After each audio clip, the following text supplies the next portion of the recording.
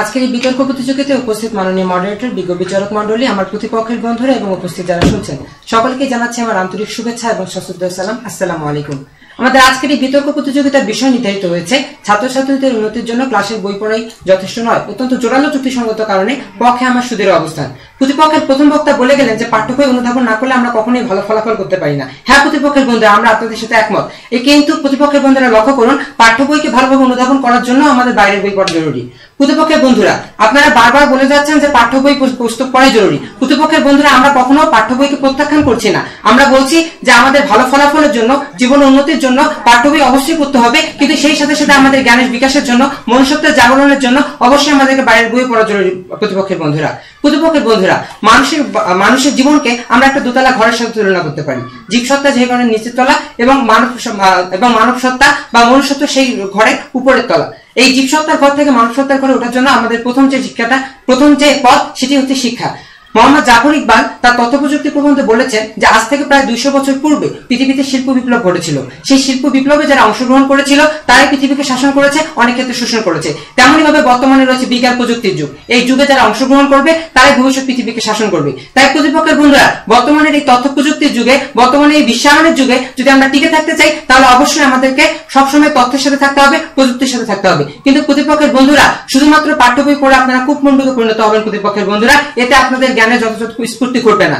অন্নদা শঙ্কর রায় তার প্রথম উপন্যাস আগুন নিয়ে খেলা উপন্যাসে বলেছেন যে আমার জীবনের সারাটি জীবন, পুরো যৌবন কাল আমি কাটিয়েছি ঘর দরজা বন্ধ করে দিয়ে শুধুমাত্র পাঠ্য বই মুখস্থ করে, কিন্তু আমার জীবনে আমার পৌরসত্ব আমি প্রথম অর্জন করেছি এই বিলেতের মাটিতে পা রেখে। প্রতিপক্ষের বন্ধুরা এখানে কেউ প্রতিমন হচ্ছে, যিনি আইসিএস এ প্রথম স্থান অধিকার করেছিলেন প্রতিপক্ষের বন্ধুরা, কিন্তু তিনি দেখিয়েছেন যে আসলে শুধুমাত্র গ্রন্থগত বিদ্যা নয়, আমাদের মানুষের জীবনে ব্যবহারিক ক্ষেত্রটি বড় গুরুত্বপূর্ণ। প্রতিপক্ষের বন্ধুরা এখন যদি আপনারা আজকে বাংলাদেশের ছাত্রছাত্রীদের দিকে তাকান তাহলে দেখতে পাবেন যে সেখানে বরাবরই ভালো ফলাফল করছে এবং সেই সাথে সাথে ভালো প্রতিষ্ঠানে ভালো দক্ষ শ্রমিকে পরিণত হচ্ছে, কিংবা চাকরিজীবীতে পরিণত হচ্ছে, কিংবা পেশাজীবীতে পরিণত হচ্ছে শহরের ছেলেমেয়েরা। কি কারণে প্রতিপক্ষের বন্ধুরা? আমাদের সরকার যেখানে পাঠ্যপুস্তক সারা বাংলাদেশে এক করেছে, কিন্তু তার অতিরিক্ত বিভিন্ন বিষয়ে এবং পাঠ্যপুস্তকের বাইরেও তার বিভিন্ন সহপাঠ্যক্রমিক কাজের সাথে সম্পৃক্ত থাকার কারণে তারা বর্তমানে এগিয়ে যাচ্ছে এবং সেই সাথে সাথে তারা বাংলাদেশের একটা ভালো পর্যায়ে পরিণত হতে পারছে। প্রতিপক্ষের প্রথম বক্তা বলে গেলেন ফিলিপাইনের মিন্দানাও দ্বীপের কথা, কিন্তু আপনি যদি লক্ষ্য করেন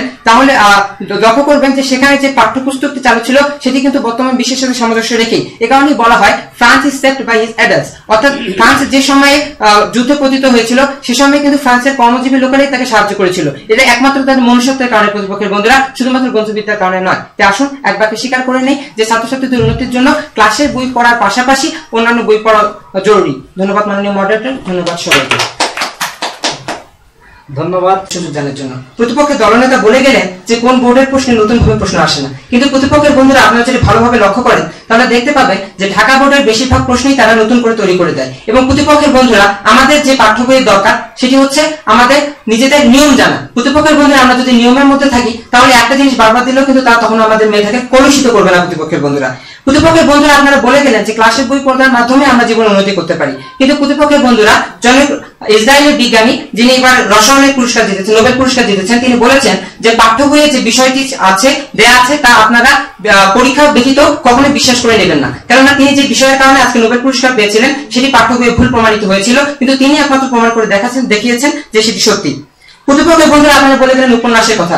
প্রতিপক্ষের বন্ধুরা আপনারা বলে গেলেন যে পাঠ্যপুস্তকের সকল জ্ঞানের পরিপুষ্টতা আছে না। প্রতিপক্ষের বন্ধুরা আপনারা যদি লক্ষ্য করেন তাহলে দেখতে পাবেন অন্নদা শঙ্কর রায়ের পথে প্রবাসী গ্রন্থটি শুধুমাত্র কয়েকটি পৃষ্ঠা উল্লেখ করা হয়েছে দশম ও নবম শ্রেণীর পাঠ্যপুস্তকের পারিগল্পে, কিন্তু প্রতিপক্ষের বন্ধুরা আপনারা যদি ভালোভাবে লক্ষ্য করেন যে সেখানে কিন্তু আমরা পুরো পথে প্রবাসের আনন্দ উপভোগ করতে পারবো না। প্রতিপক্ষের বন্ধুরা আমাদের দেশের শ্রেষ্ঠ গ্রন্থকর্তারা এগুলো সংযুক্ত করেন শুধুমাত্র আমাদেরকে জ্ঞানের রাস্তায় পার করার জন্য। প্রতিপক্ষের বন্ধুরা একজন শিক্ষকের দায়িত্ব কিন্তু কখনো জ্ঞান পরিবেশন নয়, একজন শিক্ষকের দায়িত্ব ছাত্রকে জ্ঞান অর্জনের পথ দেখানো। প্রতিপক্ষের বন্ধুরা বিশিষ্ট বাংলাদেশের বর্তমান কালের শ্রেষ্ঠ সাহিত্যিক হুমায়ুন আহমদ বলেছেন যদি একটি লাইন লিখতে চাও তাহলে 10টি লাইন পড়ো। প্রতিপক্ষের বন্ধুরা আমাদেরকে আগে জানতে হবে, অনুধাবন করতে হবে, তারপর নিজেদেরকে জ্ঞানের বিকাশ করাতে হবে। প্রতিপক্ষের বন্ধুরা তাই আসুন একবারকে স্বীকার করে নেই যে সরকার বর্তমানে যে কোটি কোটি টাকা খরচ করে পাঠ্য বই প্রণয়ন করছে, তেমন ভাবে কিন্তু সরকার প্রতি বছর কোটি কোটি টাকা খরচ করে বিজ্ঞান মেলা, বই মেলা এবং সেই সাথে সাথে অলিম্পিয়াডের আয়োজন করছে। তাই আসুন একবারকে স্বীকার করে নেই ছাত্রছাত্রীদের উন্নতির জন্য ক্লাসের বই পড়ার পাশাপাশি অন্যান্য বই পড়ার অবশ্যই প্রয়োজন রয়েছে। ধন্যবাদ মাননীয় মডারেটর, ধন্যবাদ সবাইকে।